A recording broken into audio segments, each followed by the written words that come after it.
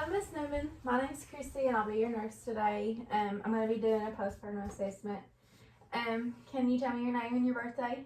Kendra Newman, 12/09/2000. Okay, I'm going to check your wristband just to make sure that matches, and it does. Are you allergic to anything? No.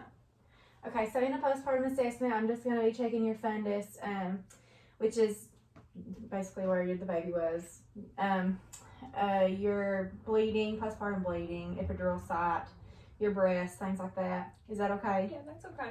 Okay, so at this point, I would go ahead and wash my hands, put my gloves on, provide for privacy, and then proceed by checking her breasts. So I'm going to be checking your breasts just to look for redness and lumps, things like that. So they look fine. There's no hot spots, no lumps, no nothing. Do you plan on breastfeeding? Yes. Okay. So since she's breastfeeding, I need to check and make sure that her nipples are dry, no cracking, things like that. And there's no signs of that, which is good. It helps the baby latch on if the breasts are clean and dry. So since you're planning on breastfeeding, you need to wear a form-feeding bra with no wire. It helps with milk coming in and things like that.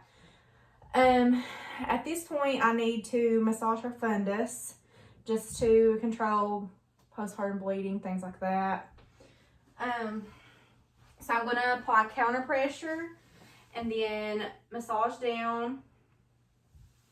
Everything looks fine. So her fundus is firm. If it was soggy, I mean not soggy, but squishy.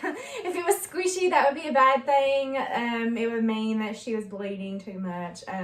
But hers is firm and it's in line with the umbilicus, so that's fine. It is not deviated, but I'm going to palpate the bladder, and I cannot feel the bladder, so that's also a good thing. If it was deviated, that would probably mean that she needed to void. So when was the last time that you voided? This morning. Okay, when's the last bowel movement that you had? This morning. Okay, and how much gas have you been having? I've not had any. Okay, so that's to be expected. If she had a C-section, she would have a lot more gas than a vaginal delivery. At this point, I'm going to check bowel sounds, get my stethoscope, check bowel sounds in all 4 quadrants, just to make sure they're active, not absent. Then I'm going to explain to her that I need to roll her over to check her epidural site hemorrhoids. So I'm going to go ahead and assist her rolling over. Her epidural site looks good, no swelling, no redness, it's not hot to the touch. She has no hemorrhoids, her perineal area looks good. She does have some lochia bleeding, bright red rubra, but that's to be expected because she's only 2 days postpartum. So at this point, I'd roll her back over.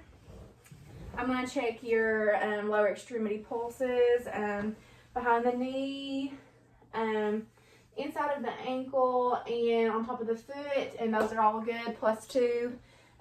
Check for edema. She has no edema, so that's also good.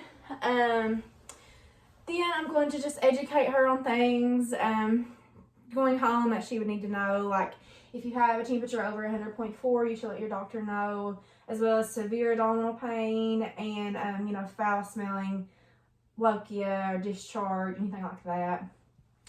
So now that I'm finished with my postpartum assessment, I would ask her if she has any questions. Do you have any questions? No? So I would proceed by making sure the bed is in the lowest position, the call out is in reach, washing my hands, and then leaving the room.